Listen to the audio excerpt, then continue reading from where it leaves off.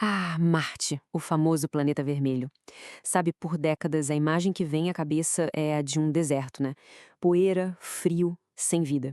Mas e se essa imagem toda estiver, digamos, incompleta? E se bem debaixo dessa poeira toda a gente encontrar os fantasmas de um mundo completamente diferente? Um mundo azul, cheio de rios, rios que se perderam no tempo. Pois é, essa é a pergunta que não quer calar. Será que Marte já foi um planeta azul? Porque pensa bem, a imagem que a gente tem hoje é essa aí. Um deserto gelado, inóspito. Isso bate de frente com um monte de evidências que estão surgindo, indicando que, bilhões de anos atrás, ele talvez fosse um mundo coberto de água. A questão é, como um planeta pode se transformar de forma tão radical assim? Então, para a gente começar a desvendar esse passado perdido de Marte, o primeiro passo é olhar para as cicatrizes que o planeta carrega até hoje. Sabe, cada cânion gigante, cada leito de rio seco, tudo isso conta uma história. Uma história de uma época em que as coisas eram, bem, muito, mas muito mais úmidas por lá. É exatamente isso. Pensa só. Cada cânion que rasga a superfície, cada caminho sinuoso que parece um rio seco, tudo isso é como um eco geológico. Um eco de um tempo em que a água corria solta por lá. Então a gente não está olhando só para rocha e poeira, não. O que a gente está vendo são literalmente os restos de um mundo que desapareceu. E olha, essa ideia de água em Marte não é só um chute, tá? Longe disso. Há décadas, os cientistas vêm agindo como verdadeiros detetives planetários, sabe? Juntando cada pedacinho de evidência de um passado com água. Bora dar uma olhada no que eles já descobriram. E as provas são, uau, impressionantes. A gente vê, por exemplo, deltas de rios antigos iguaizinhos aos que temos aqui na Terra. Também encontramos minerais, tipo argilas e sulfatos, que a gente sabe que só se formam na presença de água. E talvez a pista mais famosa de todas sejam os tais mirtilos de hematita. São umas esferas pequenininhas de minério de ferro que o rover Opportunity encontrou e que aqui na Terra se formam em água subterrânea. É uma prova quase que irrefutável de que água líquida existiu por lá. Ok, então o ponto crucial aqui é o seguinte: a gente já sabia que tinha existido água, que tinha tido rios, mas que tipo de rios? Eram só uns riachos isolados, sabe? Ou eles faziam parte de algo muito, mas muito maior? A gente simplesmente não tinha ideia da escala da organização desses rios no planeta inteiro. Bom, até agora. E é aí que a história fica ainda mais interessante. Para responder exatamente essa pergunta, uma equipe lá da Universidade do Texas, em Austin, decidiu fazer algo que ninguém nunca tinha feito antes: criar o primeiro mapa global de todos os sistemas de rios antigos de Marte. Um verdadeiro mapa dos rios fantasmas. Certo.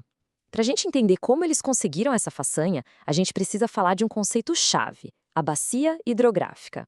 É bem simples, na verdade. Assim como aqui na Terra, uma bacia hidrográfica é uma área gigante que funciona como um funil, sabe? Coleta toda a água da chuva ou do degelo e direciona tudo para um sistema de rios que estão todos conectados. A grande questão era: será que Marte também tinha isso? E o método que eles usaram foi, nossa, metódico e genial. Primeiro, eles pegaram um monte de imagens de satélite de altíssima resolução lá da NASA.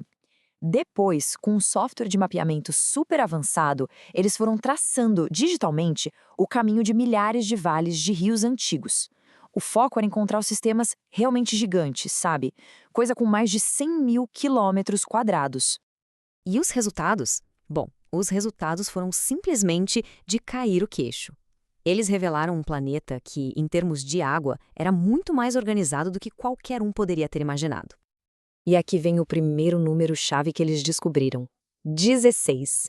Isso mesmo, eles identificaram 16 sistemas de drenagem gigantescos. Alguns eram tão grandes que tinham o tamanho de continentes inteiros.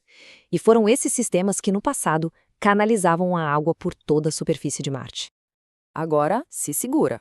O volume de material que esses rios moveram é absurdo. Só esses 16 sistemas que eles mapearam foram responsáveis por transportar algo em torno de 28 mil quilômetros cúbicos de sedimento. Isso é poder suficiente para transformar um planeta inteiro. E é aqui que a gente entende a real dimensão da descoberta. Dá uma olhada nisso. Só esses 16 sistemas foram responsáveis por quase metade, 42%, de todo o sedimento que os rios moveram em Marte. Isso é a prova definitiva de que a gente não está falando de riachinhos isolados. A gente está falando de sistemas de rios gigantescos e organizados que literalmente esculpiram o planeta. É como disse o próprio Dr. Timothy Gould, um dos autores do estudo, o pulo do gato não foi descobrir que existiam rios, isso a gente já sabia. A grande sacada foi entender que esses rios eram organizados em sistemas gigantescos e interligados, muito parecidos com o que a gente vê aqui na Terra. E isso sim muda o jogo completamente. Claro, uma descoberta desse tamanho acaba levantando uma outra pergunta tão grande quanto: se Marte tinha toda essa água com rios gigantescos correndo por todo lado, o que aconteceu com ela? Para onde foi tudo isso? Bom, a principal hipótese tem a ver com o coração do planeta, literalmente. Ao contrário da Terra, o núcleo de Marte é menor e esfriou muito mais rápido. E o que aconteceu quando ele esfriou? Ele basicamente desligou o campo magnético que protegia o planeta. Sem esse escudo, a atmosfera ficou totalmente exposta e vulnerável à radiação pesada que vem do Sol. E sem essa proteção, a atmosfera foi sendo arrancada aos poucos. E a água? Bom, a água teve vários fins. Uma parte simplesmente escapou para o espaço. Outra parte, no entanto, pode estar lá até hoje, escondida debaixo da Terra como água subterrânea congelada, ou então presa como gelo lá nas calotas polares do planeta. E tudo isso nos leva a uma última pergunta, que é talvez a mais importante de todas. Se esses rios eram tão gigantescos, o que mais eles poderiam ter sustentado? Porque, veja bem, esses sistemas não só esculpiram a paisagem, eles criaram ambientes. E esses ambientes, por um tempo, podem ter tido todos os ingredientes necessários para a vida florescer. No fim das contas, esse mapa dos rios perdidos de Marte pode ser, na verdade, um mapa do tesouro. Um mapa que nos leva na busca por vida antiga em outro planeta.